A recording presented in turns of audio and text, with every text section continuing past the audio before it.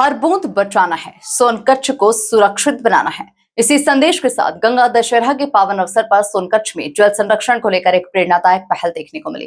विधायक डॉक्टर राजेश सोनकर के नेतृत्व में जल गंगा संवर्धन अभियान 2.0 के तहत आयोजित इस कार्यक्रम में जनप्रतिनिधियों और ग्रामीणों ने मिलकर जल स्रोतों को बचाने का संकल्प लिया। देखिए खास रिपोर्ट। हर बूंद बचाना है, सोनकच्छ को सुरक्षित बनाना है। एमएलए डॉक्टर राजेश सोनकर का दिखा अलग अंदाज। जल गंगा संवर्धन अभियान में किया श्रमदान। खुद फावड़ा लेकर नदी संरक्षण में जुटे विधायक सोनकर ने जल संरक्षण का दिया संदेश। सोनकच्छ जनपद पंचायत के अंतर्गत ग्राम पंचायत सावेर के गांव गंजपुरा स्थित काली सिंध नदी घाट पर गंगा दशहरा के अवसर पर विशेष कार्यक्रम का आयोजन किया गया। इस दौरान जल संरक्षण, वर्षा जल संचयन, नदी तालाबों के संरक्षण और जल स्रोतों के पुनर्जीवन को लेकर जन जागरूकता का संदेश दिया गया। कार्यक्रम की खास बात यह रही कि क्षेत्र विधायक राजेश सोनकर ने खुद फावड़ा उठाकर श्रमदान किया और नदी संरक्षण कार्य में सक्रिय रूप से हिस्सा लिया। उसमें देखते हैं, हम जब प्रकृति की पूजा करते हैं तो निश्चित रूप से हमारे मन का जो भाव होता है, हम हमारे जीवन के संरक्षण की, जीवन की उन्नति, खुशहाली और रक्षा की उनसे मांग करते हैं कि प्रभु हमारे जीवन में कभी कोई कष्ट ना आए, कोई परेशानी ना आए, हमारे जीवन को, हमारे आने वाली पीढ़ियों को आप संरक्षित करें, खुशहाल बनाएं।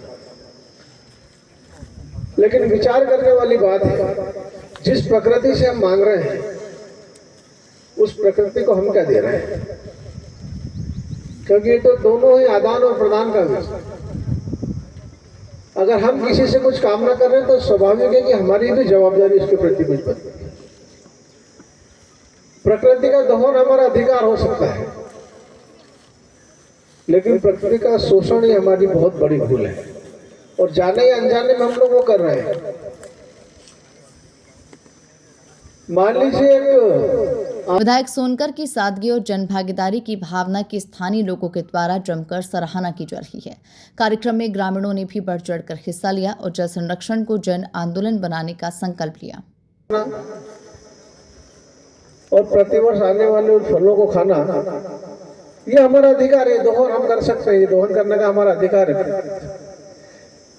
लेकिन अगर हम कुल्हाड़ी लेकर उस पेड़ को काटने लगे, उस पेड़ की टहनी को काट दें, उसकी जड़ों को काट दें, तो ये उस पेड़ का शोषण है।